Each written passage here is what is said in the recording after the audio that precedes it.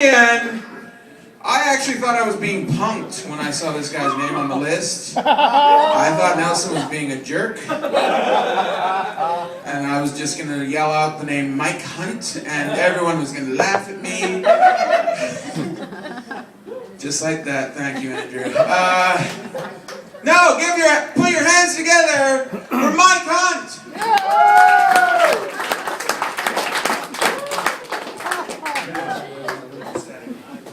He checked my license before I got on stage. I did. I made him prove it.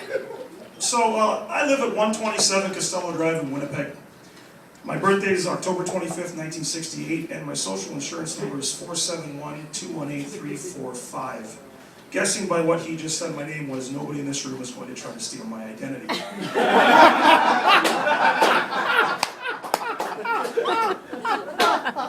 What kind of mother?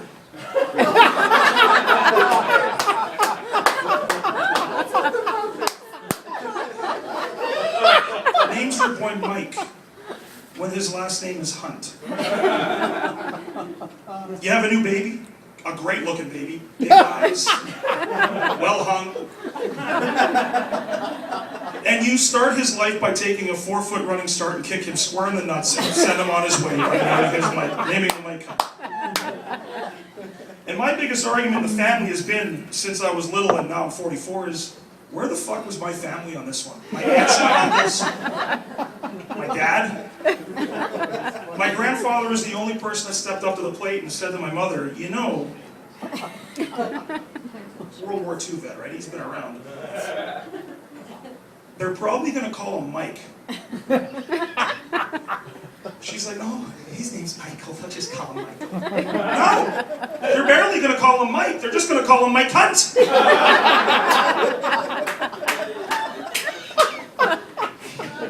You guys have no idea how I've been through.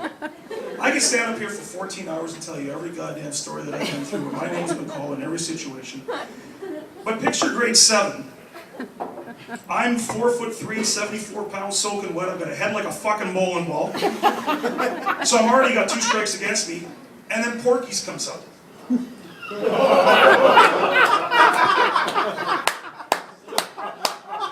I'm still not technically sure what the word cunt means. But a lot of people are saying my cunt to me and they're making fun of me.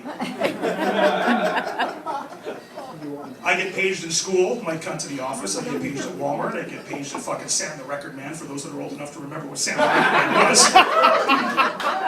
I've been paged more times at Unity Shopping Mall than you can even imagine. Yeah. Shoppers Drug Mart, Woolco, church, weddings, funerals.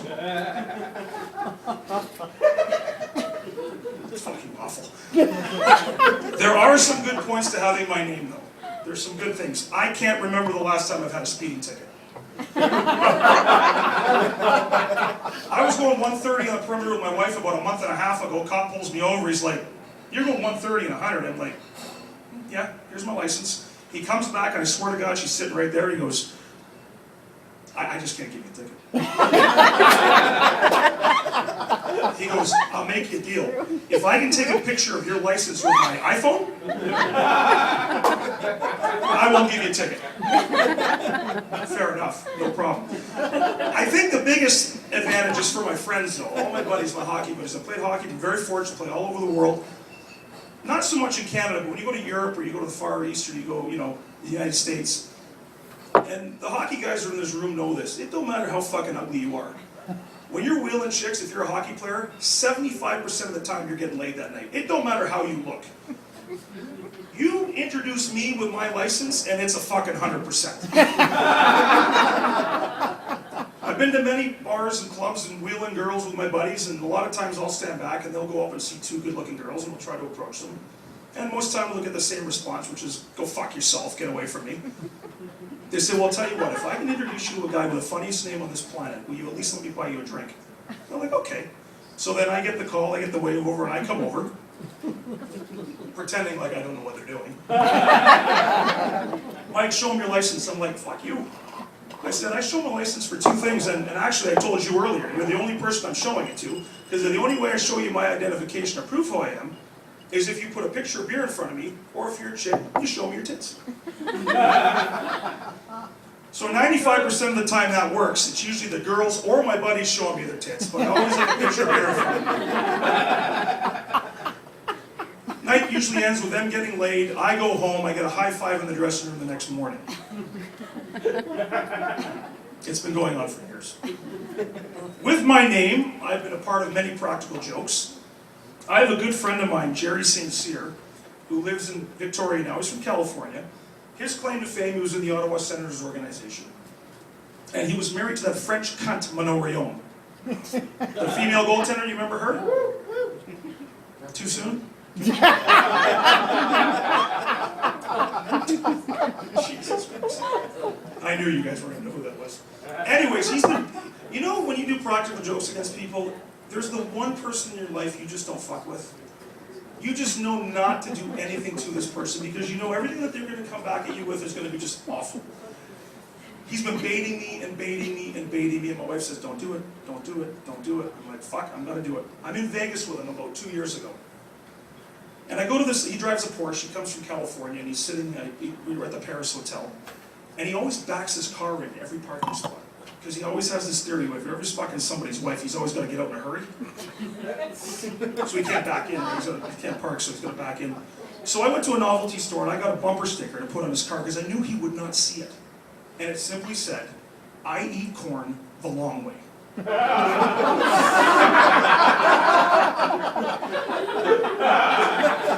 it. I eat corn the long way. Sunday morning comes after a night at fucking Studio 54 at the MGM. He pulls out his Porsche. I'm waving. Now, I don't know if any of you have driven from Vegas to LA, but Highway 15, or Interstate 15, is 3.5 hours of guys just like me and you. Driving to Vegas, driving back from Vegas. Not shit-faced, shit-faced, whichever way you're going. If he's driving back, he has no idea this is in the back of his car, convertible, Porsche, looking like a fucking cool guy, and guys are driving by and going,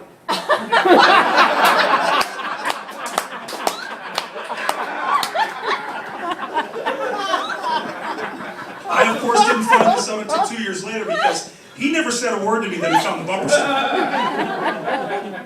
A year later, fast forward a year, I am at a Let's Play Hockey show with him. It's a national convention that we both work for the same company, and I had forgotten about my little prank on him. So we go to Vegas, and we're sharing a suite, and we have 2 rooms. I have a bedroom here, and his bedroom's here with a common area, hot tub, and then sort of like this long hallway. So our factory in Rhode Island sends out about 30 boxes of supplies for our setup, and I have 2 bellmen come upstairs to pick up the supplies. So these 2 guys come up, we're on the 31st floor at the Paris Hotel. They knock on the door, I let them in. I tell Jerry, I said, you know, I'll take all the shit downstairs, I'll get everything set up, I'll see you down there. He's like, yeah, no problem. All right. They open up, they come in the door, they start loading the boxes. Door opens up. Jerry comes walking out, buck naked. His cock is like this. Fucking full heater going. And he looks at me and he says, sweetheart, after you're done taking your boxes downstairs, hurry back up because you've got 25 minutes left in the 2 hours you paid for. And he walks out. That's the honest to fucking God truth, I swear. Now you're standing there.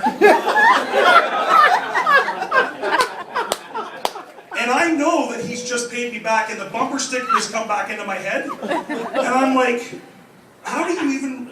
I just looked up, one guy's throwing up. Like,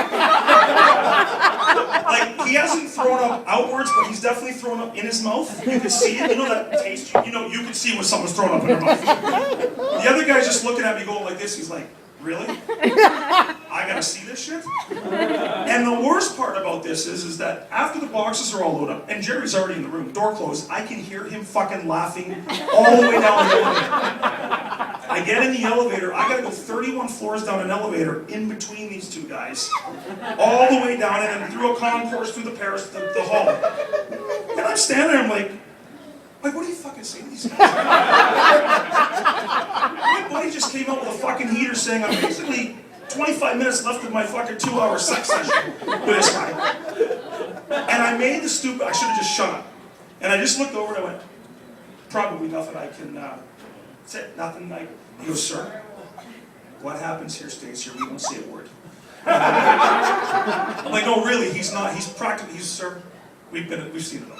You can't, there's nothing you can do. So I stopped fucking with Jerry. I've still to this day, he's got me 8 more times. I don't even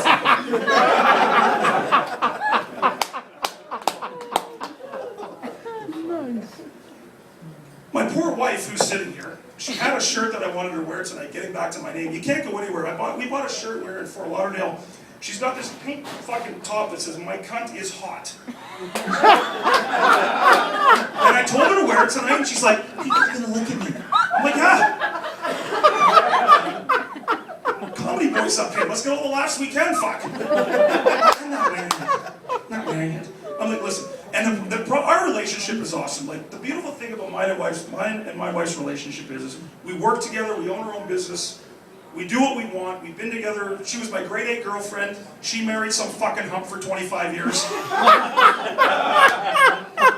from the Middle East, I don't know where the fuck he was, whatever. 5'2", mouth like King Kong, body like fucking Pee Wee Herman, whatever, fuck, you know those guys. She finally let him go, because she saw my picture on Facebook. It was like that. Oh, I gotta let him go. Fuck, look at Mike, he's looking pretty good. I don't have that big head anymore from fucking middle school. But we have this great relationship. The problem with our relationship right now is this. I'm 44 years old, I'll be 45 in a month or so. And for the older guys in this room, you can appreciate this. The younger guys, you don't understand this. But there comes a point in your life when you think your dick is going to work forever under all circumstances. And that just isn't the fucking case. I don't care how cool you are, how much of a hockey player you are, how many chips you've wheeled in your life, how many times you played with yourself and it's come up anytime you wanted. I swear to God, you hit 43, 44, and your dick just stops working no matter what. And my wife says to me, she's like, maybe you should try Viagra. I'm like, listen, I'll tell you right now. She's a nymphomaniac. She's the perfect woman. All she wants to do is fuck every single day in whatever orifice you can find. It's available for that. And I might have just gotten in trouble. But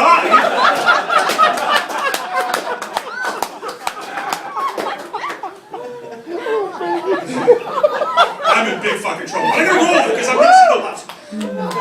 But she's really a nymphomaniac. Like, I can't keep up with her anymore. Like, when you get to this age, you start to want to taking a nap is your next best option to eating, or taking a shit, or going to play hockey. Taking a nap is your next. Getting up at 8:30 in the morning and being afraid to leave the room and get out of your bed because you know if you do and you didn't fuck her, you're in big trouble for the rest of the day. And it's even like, well, can I just blow you? I'm really kind of tired. She's like, if any of your friends ever fucking heard this, can you even imagine? I'm like, probably not, but I'm really fucking tired. I'm just gonna suck on you. I'm like, yeah, it's fine. I'm tired. So Viagra, and I'm like, I'm not worried about Viagra. Most of the time, I'm hiding from her. Like, we come home from work and I hide behind her shit so she don't see me. So I'm like, all right, I'm not afraid of Viagra, but the 4-hour erection concerns me. Because if she finds out I have a 4-hour erection, I'm fucked. Like, I'm dead. I'm not getting up. So we've compromised. We said, you know what, let's try to get a little romance back in our life. Let's go out on a date night. Let's start a date night every Saturday. So we go on a date night. We plan this Saturday night deal at, we start out always at the Silver Heights restaurant, Portage Avenue. Get liquored up there. Tony and JC, great people. So we go there, we get liquored up, we go do our dance, and we do whatever, and we head back home. Get back in the driveway, and she says, Mike, all I want you to do is go downstairs. There's a note on the bedroom door. Read it, I'll be down in 5 minutes. Okay. So I go downstairs, find a note, and it simply says this. I want you geared down naked. I want you on the bed with your head on a pillow and your ass in the air.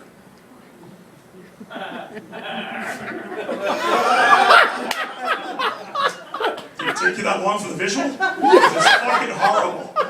Like, alright, well, okay, alright, fuck, could be rodeo time, I'm in. So I do what she says. I go in the bedroom, I gear right down, and I'm sorry for the visual, but I'm fucking bent over. I got my ass in the air, and I'm fucking head on the pillow, and it's pitch black, and I hear her come down the stairs, and I'm like, I don't know what's happening. So she comes down the stairs, and all I hear is the door open. And I look back, and I'm blinded by what looks like a fucking train light right in my eyes. And I'm looking, what the fuck is she doing back there? She's wearing a miner's helmet. She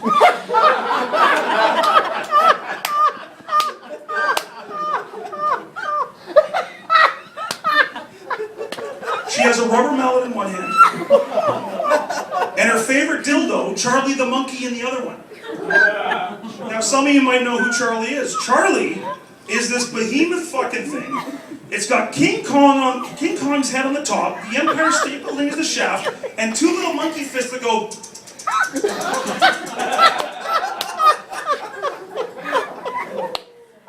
Now, again, I'm bent over. I'm like, what the fuck are you gonna do with that? She's like, sweetheart, tonight's your lucky night. I'm gonna put this in your ass. No,